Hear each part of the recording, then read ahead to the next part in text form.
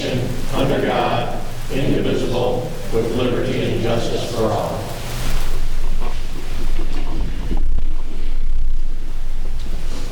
Roll call, please. Mayor Kleckler.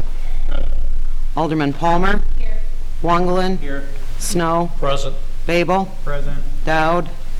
Devers. Present. Doan. Present. Sabatka. Here. Okay, next on our agenda is presentation of a couple of scholarships.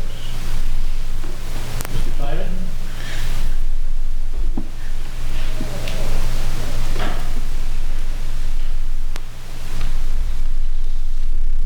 Every year, the electric department and groundwater water department do a scholarship to the high school area, high schools, and this year's winner was Kendra Altman. Unfortunately, she called me this morning. Couldn't find someone to cover her shift tonight. They called off. She had someone to cover it, and then they called in sick. So she had to stay at work tonight, so she's not going to be here. So I will mail her check, and she said she very much appreciates it. And we'll look forward to doing it again next year. Okay, next.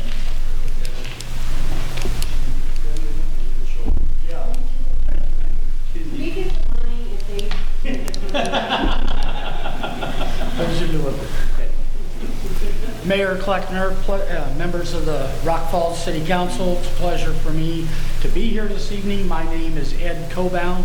I'm Director of State Association Services and a whole bunch of other things for the Illinois Municipal Utilities Association. And as Dick indicated, like similar to the City of Rock Falls, we sponsor a scholarship, $1,000 scholarship essay competition each year. This year's winner from Rock Falls represents the third winner in Rock Falls history. And by the way, on behalf of IMUA, IMEA, and IPEA, we appreciate your membership and support. Apparently, hopefully, Cassandra Estrella, this year's winner, very well-written essay. She got the highest number of votes. We give award four $1,000 scholarships each year. Very well written. She did indicate that she had to work tonight. Maybe they work at the same place. I'm not sure. But she said, I will be there, and my mother, Angelica. So I don't know if you know the Estrella family or not, but she seems like a really nice young lady. I checked my email again and text message, make sure she at the last moment. I said, I'll see you down at City Hall. Remember, the meeting is down at City Hall and it starts at 6:30. However, I'm here tonight to present her $1,000 check and her finalist certificate. But since she's unable apparently to make it tonight, Mayor, I'll leave it in your hands. And if you would, and members of the City Council, at your convenience, if you could present it to her in our absence. So everything's there, and I took the check stub, so I got to bring it back to the accounting folks or the bean counter. No. So like Robin said, I wish I could say it, but I just want to say this is the 20th year for our program, and Rock Falls ranks up there in terms of participation rate. Very proud. We were down a little bit this year. That might have been because of the COVID pandemic and kids weren't in session. But we're very proud of our program. You have been longtime supporters since the beginning of the program, City of Rock Falls. And again, I'm here to extend my thanks and appreciation on behalf of not just myself, but our staff and our organizations as well for that. So thank you very much, and I appreciate the opportunity to be here. Thank you. Thank you. And do we have any audience requests on anything not on the agenda? Yes, ma'am, please step forward and state your name. My name is Arletta Pack. I live at 605 15th Avenue.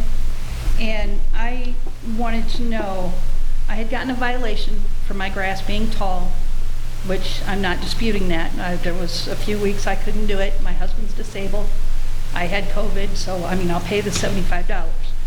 But then I get an invoice stating that someone else mowed my yard. So now my $75 went to $143.98. No one has mowed my yard. So I'm just trying to find out what all this is. Sure, go ahead. Yeah, ma'am, if I could, there's actually a process to address this, and it's not going to be here at the city council meeting.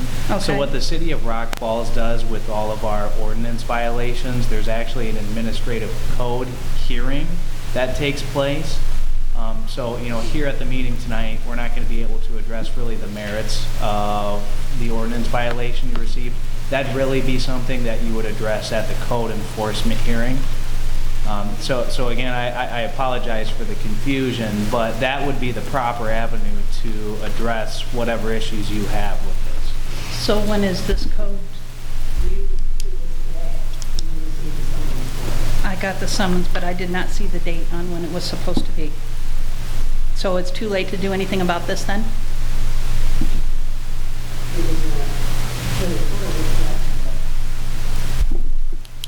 So I have to pay the $143 when no one mowed my yard.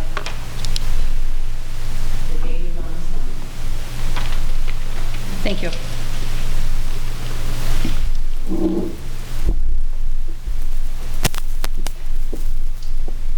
Okay, we'll move on to community affairs. Bethany Bland, you address the council on the street and parking lot closures, please.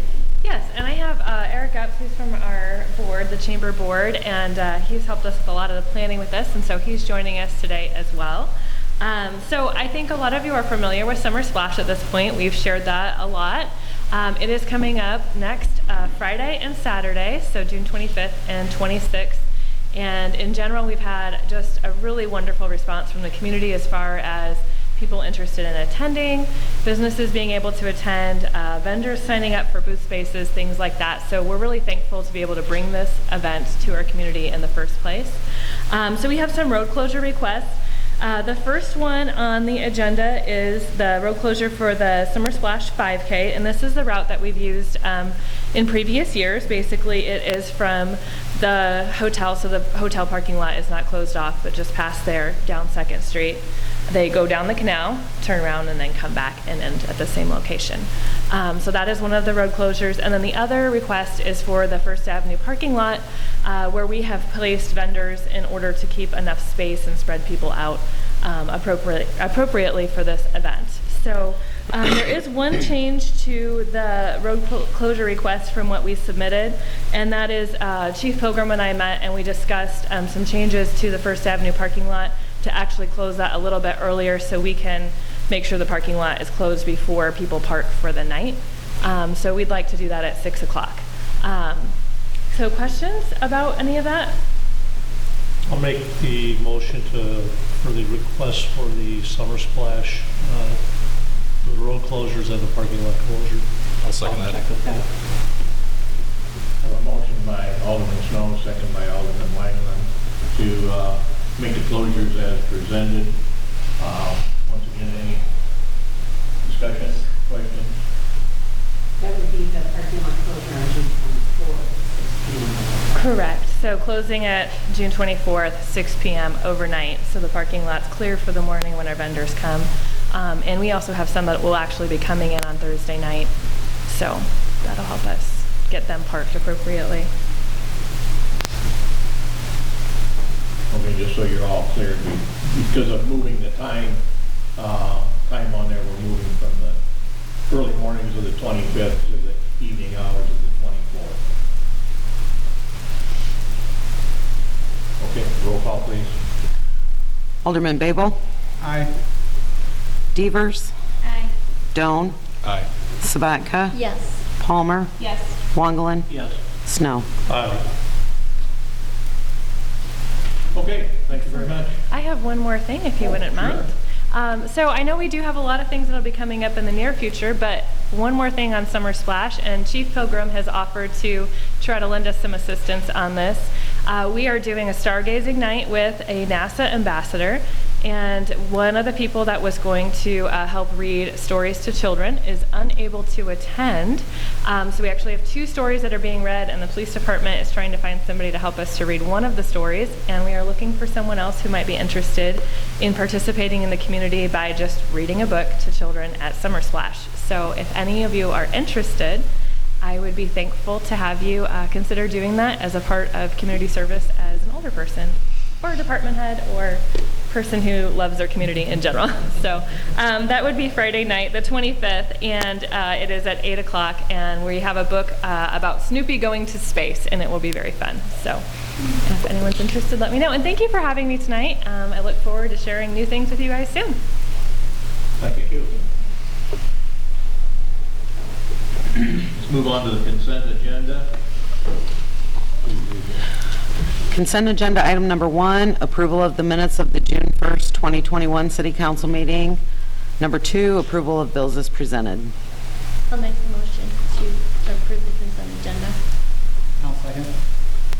Motion made by Alderman Sabatka, second by Alderman Babel to approve the consent agenda. Roll call, please. Alderman Palmer? Yes. Wongelin? Yes. Snow? Aye. Babel? Aye. Devers? Aye. Doan? Aye. Sabatka? Yes. We have a couple of resolutions tonight. Move with resolution number 1, please. Resolution 2021-864, authorization to accept a grant through the Illinois Housing Development Authority from the Abandoned Residential Property Municipal Relief Program in the amount of $20,000. Make a motion to approve resolution 2021-864. Second it. Motion by Alderman Snow, second by Alderman Sabatka to approve resolution 2021-864. Any discussion? Roll call, please. Alderman Babel? Aye. Devers? Aye. Doan? Aye. Sabatka? Yes. Palmer? Yes. Wongelin? Yes. Snow? Aye. And Resolution 2021-865, authorizing notice of termination of the Twin City Joint Fire Command. I'll make the motion for resolution 2021-865. I'll second that. Resolution's been made by Alderman Sabatka, seconded by Alderman Wanglin. Resolution 2021-865. Any discussion, questions, comments?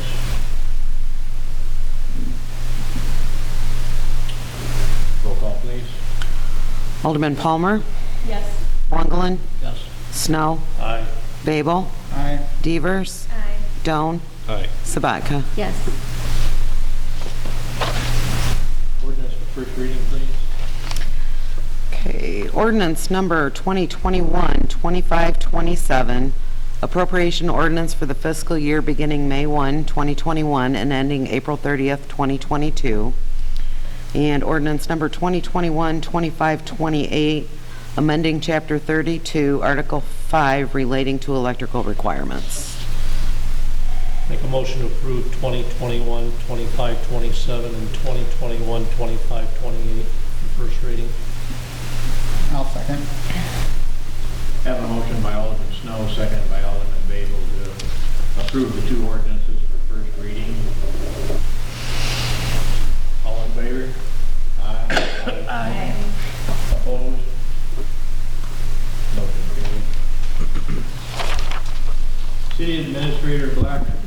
All I have tonight is an FYI, and I wanted to let you all know that the City of Rock Falls Fire Department received a grant from the State Fire Marshal's Office in the amount of $26,000, and that will replace 8 of our Motorola radios, and these radios will be fireproof, will be waterproof, which is very convenient for a fireman. So it doesn't replace all of our radios, but Captain Summers wrote the grant, so I want to thank him for his hard work. It's nice when you see our up-and-coming employees have take on that initiative to do the grant, so I want to thank him for that. And we will be applying for more grants to replace the rest of those radios. hopefully we can either get maybe a Firehouse Subs or one of the other smaller grants to help get the rest of these replaced. And that's all I have tonight. Thank you. Any information, correspondence? Nothing. Any from our city attorney? Nothing from us? Did not see our city engineer. Anything from any of our department heads?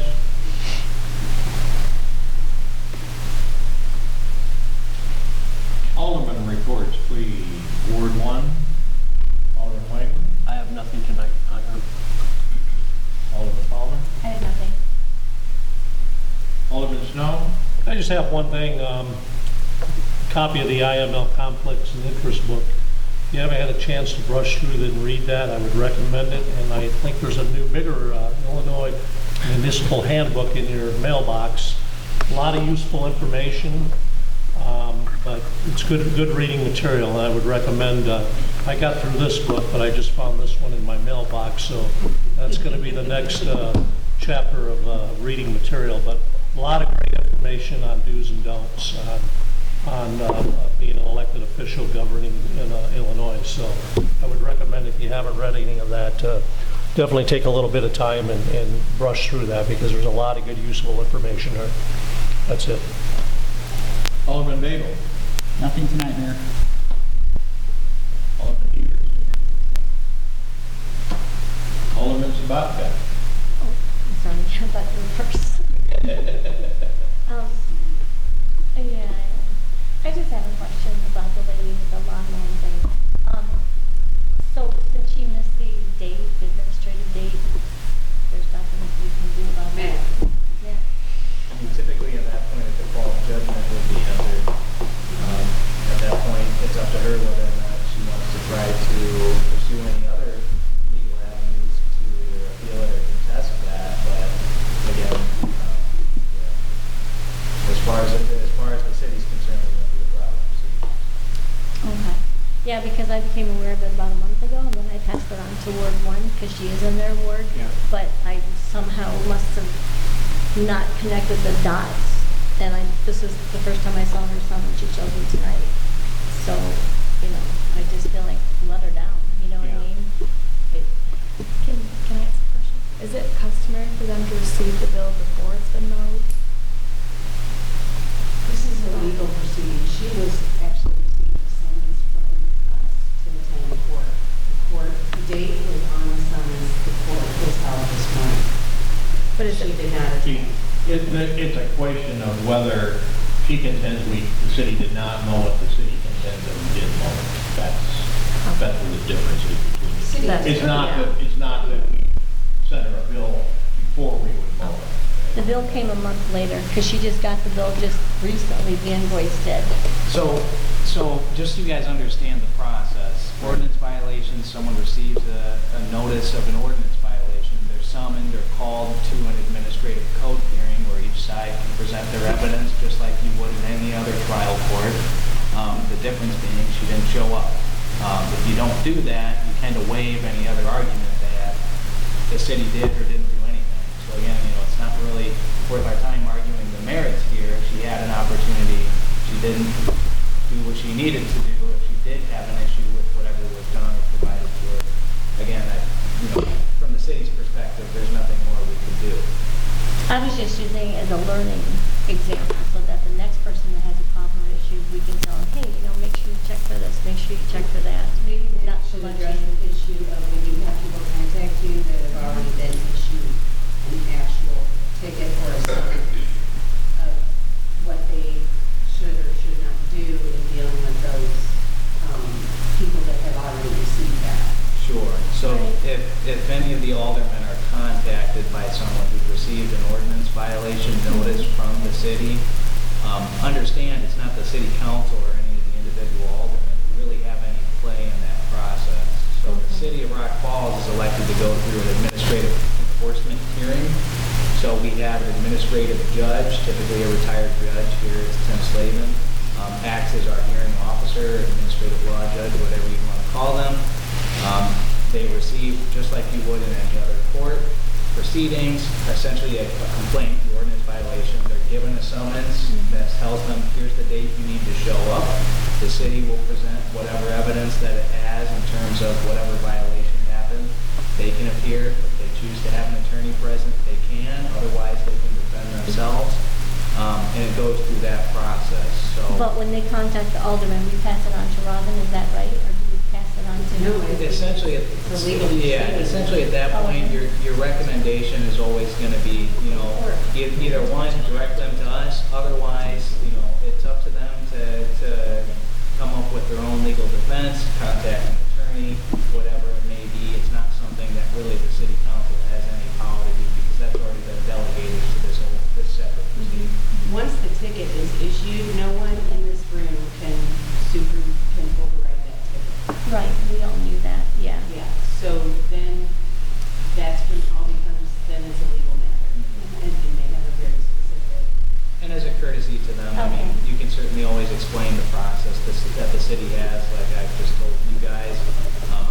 Always the recommendation would be that you always seek your own legal counsel.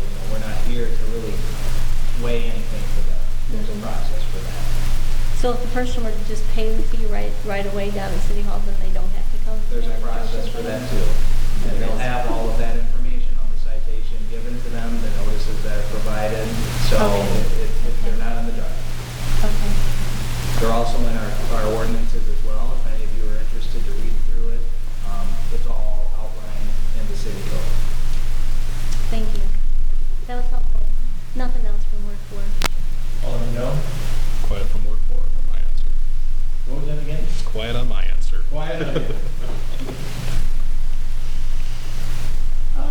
Let's move on to the mayor's report. We need to make appointments to our police and fire committee. At this time, I'd like to appoint Alderman Wangland as chairman, Alderman Dowd, and Alderman Babel to the police fire committee. Make a motion to approve. I'll second it. Motion made by Alderman Snow, second by Alderman Sabatka, to accept the appointments that is made to the police fire committee. Roll call, please. Alderman Babel. Recuse. Devers. Aye. Doan. Aye. Sabatka. Yes. Palmer. Yes. Wangelin. Recuse. Snow. Aye. Okay.